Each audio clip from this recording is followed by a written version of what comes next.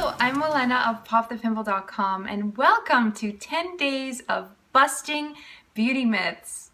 Today is day 2, and since yesterday we talked about natural skincare and its downfalls, I thought today we would go off on a similar tangent and discuss food on your face. Because of, fear-mongering and this new fear of chemical skincare, which is completely not grounded in reality, a lot of people have started putting food on their face with different kinds of foods, whether it's honey, papaya, even baking soda, lemon, food on your face. I can definitely understand the call to putting food on your face. I went through this myself where I was afraid of, chemicals on my face, and so I tried the natural beauty route, including putting food on my face.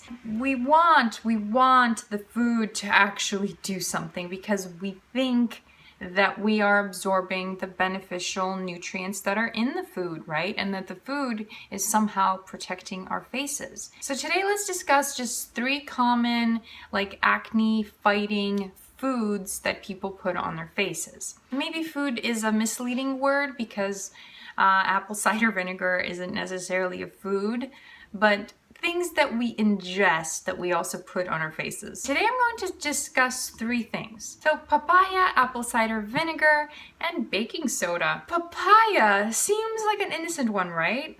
The thing about papaya is kind of funny because everyone gets ripe orange papayas and put them on their faces because they are said to have papain in them, and papain is an enzyme that is said to break down the bonds between proteins and therefore exfoliate your skin. But the funny thing about the papaya craze is that, are you ready for this? Ripe papayas actually contain little to no papain, whereas green papayas, completely unripe papayas, are the ones that actually contain the papain. And so if you are putting a ripe papaya on your face, all that you are doing for your skin is putting a ripe papaya on your face. That is to say that you're not really getting any benefits, you are just wasting papaya. But the thing is, I've read a few studies that suggest that papain makes the skin more sensitive, and so again, this isn't tested well enough to actually implement into your day-to-day life. So if you're putting papaya on your face, you might actually not be, firstly doing much, and the thing that you might be doing is sensitizing your skin. So there's that, papaya on your face. Number 2 is apple cider vinegar. This has just taken the internet by storm as the thing to do when you have acne. And I fell for this.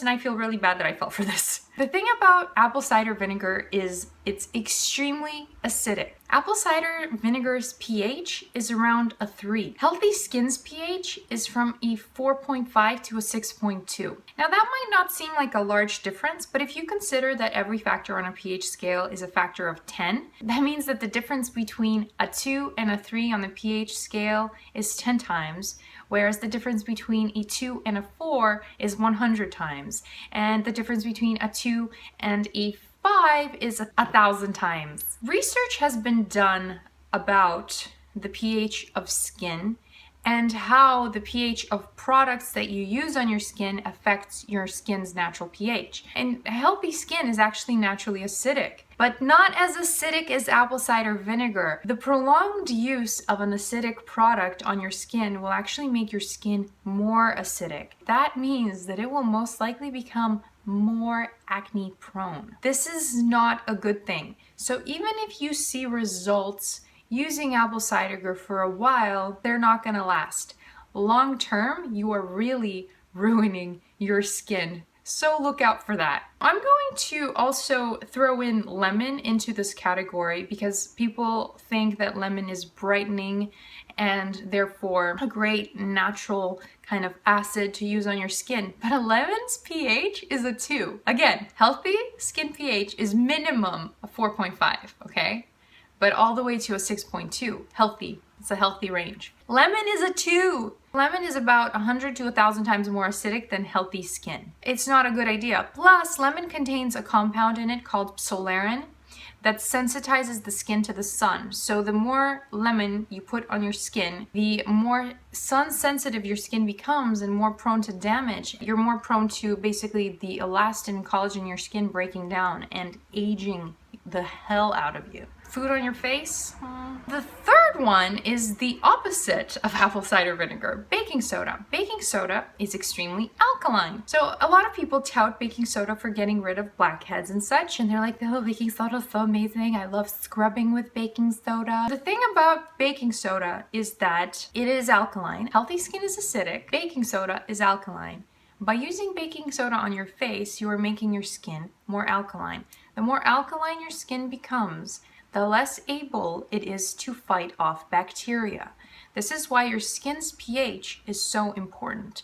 And this is why messing with your skin's pH has disastrous effects. You may use a baking soda mask once or twice and be really excited about it, but as soon as you make it a daily thing for yourself, because a lot of people do, they really believe in it, you are basically ensuring long-term skin destruction. For reals. Food on your face. Finally, a lot of people want to avoid, chemical scrubs. So they opt for things like sugar on their face or salt on their face or baking soda as well on their face, to exfoliate. The problem here is very, very simple. It's that like sugar, for instance, granules are uneven, and salt as well, and they can sometimes be sharp and very granular, and so when you scrub your face with a sharp object like that, sharp tiny objects, you get uneven abrasions all over your face and then have to heal. This is not good.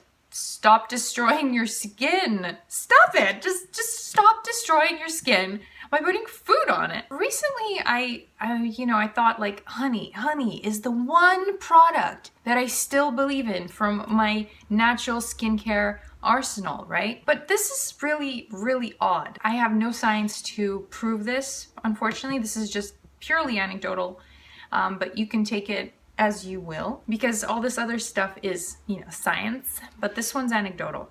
Every time I put honey on my face, I break out. Honey is supposed to be antimicrobial, it's supposed to protect your skin, it's supposed to be an amazing humectant, so it's supposed to be super hydrating.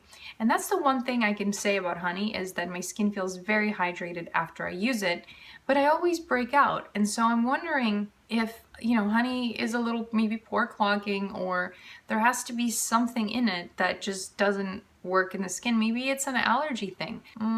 But I don't have a honey allergy. I used to eat honey with a spoon. Don't do that. That's bad for your skin. From personal experience, I have learned that putting food on my face has yielded poor results for my skin.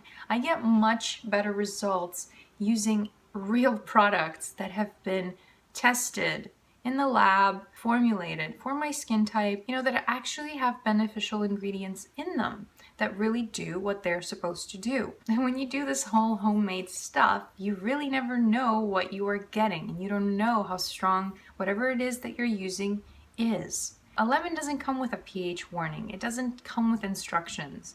We're just kind of figuring it out as we go. It's not a good idea to be messing with such an amazing part of your body when you don't know what you're doing. Don't throw caution to the wind when it comes to your skin, okay? Maybe try eating your food. Tomorrow we will discuss the myth that food doesn't impact your skin, but when taken internally. And if you want to get every single one of my 10 days of busting beauty myths, then go to popthepimple.com/myths and get every single one of them in your inbox.